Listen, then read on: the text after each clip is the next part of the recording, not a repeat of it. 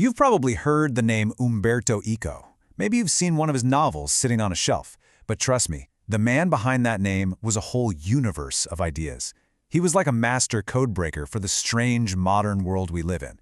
So let's dive in and really unpack the story of the man who taught us how to read, well, everything. For most people, Eco just kind of exploded onto the scene back in 1980 with The Name of the Rose. And look, this wasn't just any book. We're talking about a super dense historical mystery set in a monastery in the 14th century that somehow, against all odds, became this massive global bestseller. It turned him into a literary superstar overnight. But here's the thing that's kind of wild. The whole novelist thing, it was basically his side hustle. Before he ever got famous for writing fiction, Umberto Eco was an absolute giant in the academic world. I mean, a top-tier philosopher, a world-class medievalist, a pioneer in a field called semiotics, and a cultural critic with a razor-sharp wit. The author was just one of the many hats he wore. So, that really makes you wonder, right? What if that blockbuster novel wasn't really the puzzle we were supposed to solve? What if it was just the first clue, and the real mystery was the mind of the man who created it? To do that, to really get who he was, we've got to look past the novels and dive into his secret intellectual life. It's a world built entirely on the power of signs and symbols. At the absolute heart of everything for Eco was this one field, semiotics. It sounds complicated, but it's really just the study of signs. And not just, stop signs, but everything. Words, pictures, the clothes you wear, even a simple gesture. He believed our whole reality is just this huge web of signs, and if you can figure out how to read them, you can understand how meaning itself gets made. And now leads us to his most famous academic idea, something he called the open work. He basically said that a book or a painting or a movie isn't some locked box with one secret meaning hidden inside. No, it's more like an open field. The artist creates the landscape, but it's the reader, the viewer, who brings it to life by walking through it and interpreting it their own way. Yeah, he put it perfectly himself. Literary texts are fields of meaning rather than strings of meaning.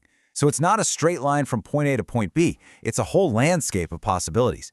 And get this, he was writing this stuff way back in 1962, and it totally changed the game for how people thought about the relationship between an artist and their audience. But here's what made Eco so different. He didn't just keep these brilliant ideas locked away in some ivory tower. No, he took his semiotic toolkit and he used it to decode the entire world around him, from the silliest bits of pop culture to the absolute most dangerous political movements. Decades before it was cool, Eco was taking so-called low culture completely seriously. He figured that a Superman comic book or a cheesy TV quiz show could tell you just as much about a society's hidden beliefs as some classic novel.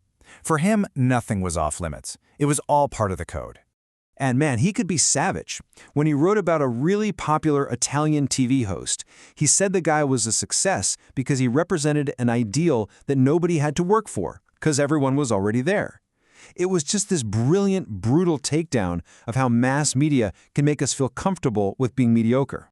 But this wasn't just an academic game. His analysis had profound, real-world stakes. He actually grew up under Mussolini's fascist regime in Italy, and he used that childhood experience to write a crucial essay in 1995.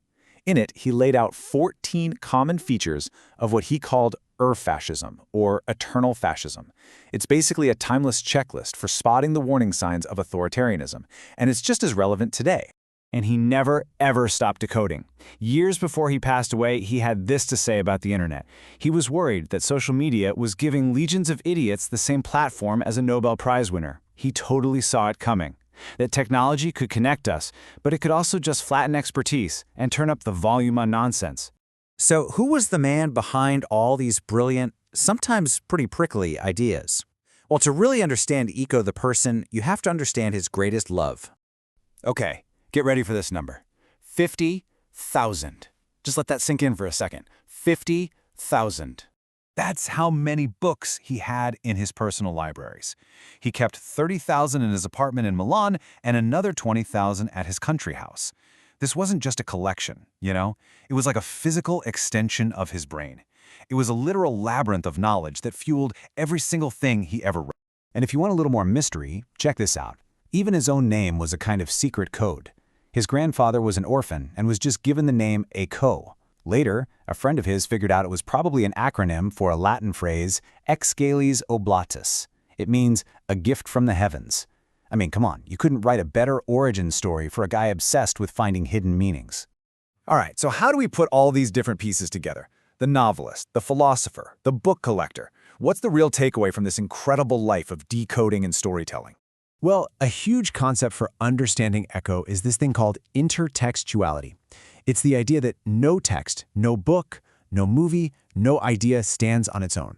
Everything is constantly talking to everything that came before it. His novels are just jam-packed with these little echoes and references, and that giant library of his, that was the ultimate proof of his belief that all knowledge is connected. When you actually look at the timeline of his work, it's just staggering. I mean, from a revolutionary academic theory in the 60s, to a blockbuster novel in 1980, to one of the most important political essays in the 90s, the sheer consistency and power of his mind for over 50 years is just, wow, it's incredible. So, in the end, Umberto Eco didn't want to give us a neat little package of answers. His whole life's work was basically an argument against simple answers.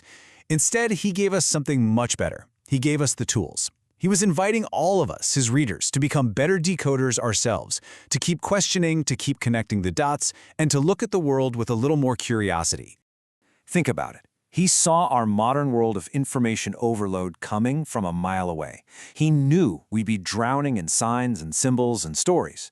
He spent his life teaching us how to read them. And so, the big question he kind of leaves hanging in the air for all of us is this. Now that we have the tools, what will we choose to believe?